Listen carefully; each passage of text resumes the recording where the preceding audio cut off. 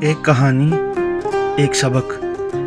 ایک ملک کا حکمران بنانے کا طریقہ بہت انوکھا تھا۔ وہ ہر سال کے پہلے دن اپنا بادشاہ بدلتے۔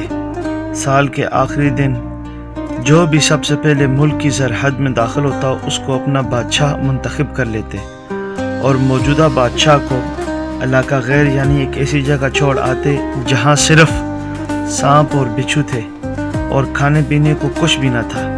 اگر وہ سانپوں اور بچھوؤں سے کسی نہ کسی طرح اپنے آپ کو بچا لیتے تو بھوک اور پیاس سے مر کھپ جاتے۔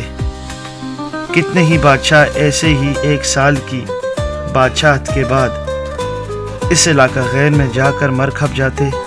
ایک دفعہ شہر میں داخل ہونے والا نوجوان کسی دور دراز علاقے کا لگ رہا تھا۔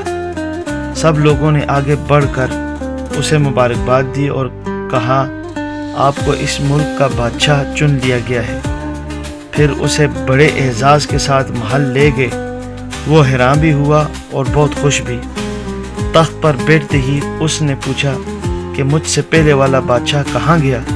تو درباریوں نے اسے اس ملک کا قانون بتایا کہ ہر بادشاہ کو 1 سال بعد جنگل میں چھوڑ دیا جاتا ہے اور نیا بادشاہ چن لیا جاتا ہے۔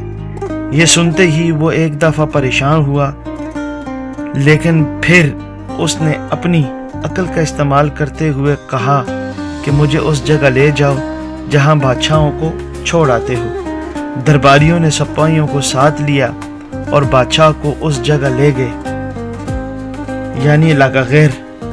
بادشاہ نے علاقے کا جائزہ لیا اور واپس آ گیا۔ اگلے دن اس نے سب سے پہلے حکم دیا کہ محل سے علاقہ غیر تک ایک سرسبز و شاداب راستہ بنایا جائے اور اس جگہ کے بیچوں بیچ ایک ایسی رہائش تعمیر کی جائے جہاں ہر قسم کی سہولت موجود ہو اور اس کے ارد گرد خوبصورت باغات لگائے جائیں۔ بادشاہ کے حکم پر عمل شروع ہوا اور تعمیر شروع ہوگی۔ کچھ ہی عرصے میں محل، سڑک وغیرہ بن گئے۔ 1 سال پورا ہونے کے بعد بادشاہ نے درباریوں سے کہا کہ اپنی رسم پوری کرو اور مجھے وہاں چھوڑ آؤ جہاں پہلے بادشاہوں کو چھوڑ آتے تھے۔